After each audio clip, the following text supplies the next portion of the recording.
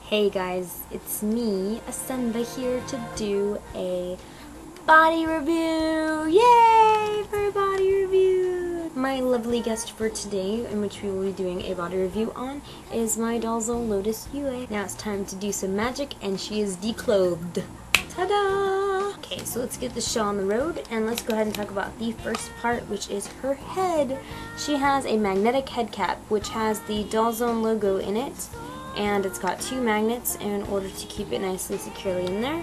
And that is what it looks like inside. We've got an S-hook right here, our eye putty in our eyes, and the other magnets which keep it all together like. And as far as movement goes for head, she can do pretty good, I guess, looking down. I bet if I swayed her neck, she can probably do a lot more. But she's pretty good at looking up, forward-ish, side to side. And that covers her head. Okay, so moving on to her arms, we have a couple things that we can look at here. Her arms consist of 1, 2, 3, 4, 5 parts. I say 5 parts because she's got this one portion right here, which is her upper arm. We've got the lovely joint here, which is what everybody dreads as the boxy elbows. Just a little side note on that, I personally like them, and they kind of help her maintain her poses better. And it doesn't go all haywire like a typical ball joint would sometimes. It kind of stays in place, so that's why I kind of like them. But it does give off an awkward appearance if you're going to do it to the extreme. In which case it does give like a square looking look right here. You just see this rectangle here, but honestly I don't really pose her extremely crazy like that. So now, if I had to point out any downsides to this, I would say I get freaked out when I have to move her arms.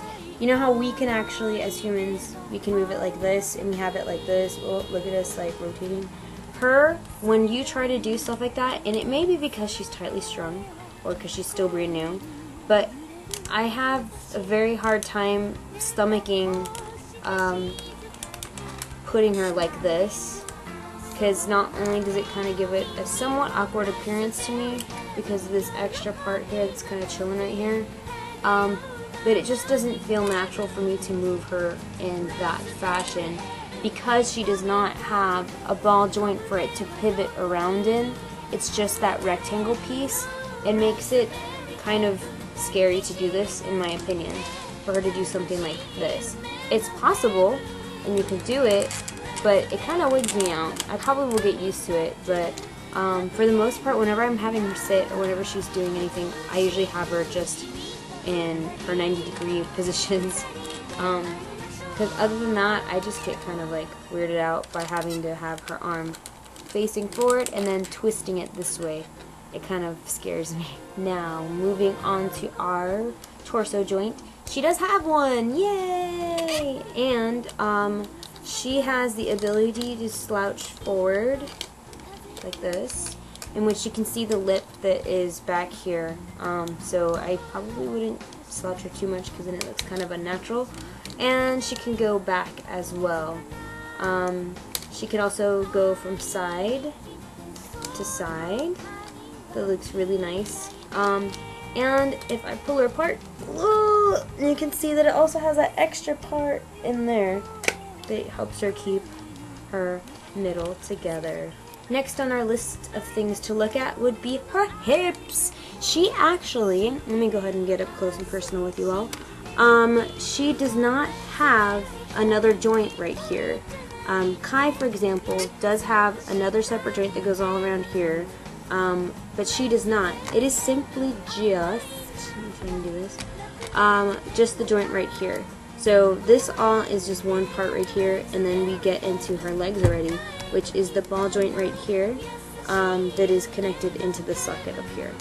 Following down the line, she does have swiveling thigh joints, I guess you want to call it that, meaning that this part right here can move side, as you see it moves her whole leg, to side just by doing that. It's not one connected piece for this portion right here. And the super cool thing about Dollzone dolls is that they do kind of sort of have a locking mechanism that enables them to go ahead and have them kind of sit. You can have her go ahead and go beyond just the sitting position here. You can actually move it up right here. So moving down to her knee, she does have double jointed parts for all of her body. She does have the same boxy thing going on here, but it does enable her to go ahead and do other kneeling positions and like positions like this that are really cool looking, and it locks it in place because it's that shape. So I know some people kind of cringe at these kind of awkward looking middle joints that they have here, but it does actually help a lot because it helps them keep their positions. If I were to try to do this to Kai, he would have already kicked me in the face because it wouldn't hold like this, like her legs do. As you can see, we're going to go further down and look at her toesies, her feet. We got the foot, we have the ball joint, we have the lower half of her leg here, we have the knee with the special awesome little joint right here, and then you have the thigh with the swiveling joint up here. And I guess just a couple of other little tidbit information about my Dollzone in particular. She is the 5802 body, which means she has the bigger bust, and she's 58 centimeters tall instead of the 60 centimeters. The 60 centimeter dolls are actually single jointed.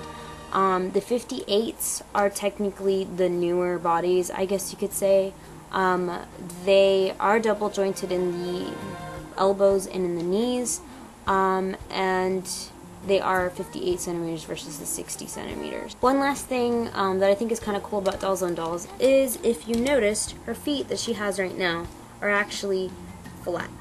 That means that any shoes that I buy for her, they have to be flat. She cannot wear high heels in these shoes or these feet. But that is why Dollzone has heeled feet.